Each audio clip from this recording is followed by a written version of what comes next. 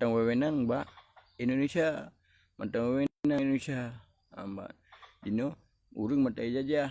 Amba makna mata jajah katanya mentang dah bayu kawaknya benar kada puro ke hai bangsa Aceh, benar kada puro ke hai pemimpin bangai du memban. Ai contoh long. Long ku pegah apa medianya ke berarti long ku akan kapanyo kan ku akan kapa je kan ilong ku kun ku ke si Muzakir Manaf yang pemimpin ku. Banyak berakang ku hargai je tapi jino long hana ku hargai, long hana ku anggap je siro panglima. Ku anggap je siro pengecut, pengkhianat bangsa Aceh benar tepu lero nu. Hamba lagi si Irwandi, jino ka sakit. Lagi contoh Malik Mahmud yang pengkhianat kan benar kada pu lewat aro ke. Hai dan ralung. Hamba. Lagi contoh si Raya Kumisnya ni Darwis nya nak awak pajak hupeng Jawa benar kada pu lero ke hai bangsa Aceh. Jadi awak aro bangai lewat ayan. Jadi jino tengok cok saboh keadilan. Berarti makna ji keadilan bangsa Aceh begitu merasa nikmat yang kai pubul le mantan gam yang kagak pubul le kuasaan ditiro amban.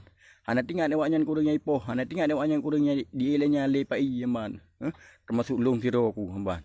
Ilung di elenya aku jipoh sekali lagi kalau kurasa aman nikmat yang dipubuk oleh anggota TNI dan Polri.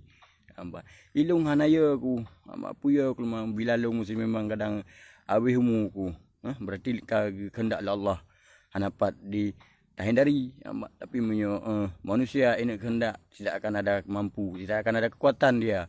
Tapi saya ingin Aceh ini harus berhasil. Nah makna ji berarti kita harus tamu saboh bele kadu sampai kero tu amban bele tinyo pegah tiji pegah tinyo ni nyan han musaboh ku tanyo jino meno ke ban pemimpin yang dapat salah amban awaknya gaduh baju peng Indonesia jino naik gubernur lagi macam gimana ji harus turun dari jabatan panglima amban lung himbau ba orang-orang masyarakat.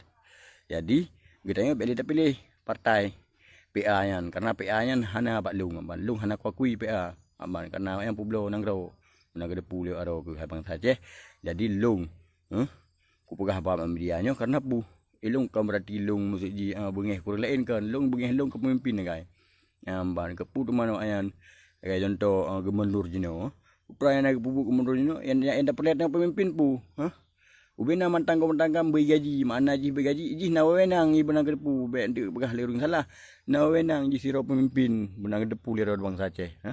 Nawenang ji samban. Jut gaji ji ubena mantang gam amban. Tapi putra yang rasa lewat ya.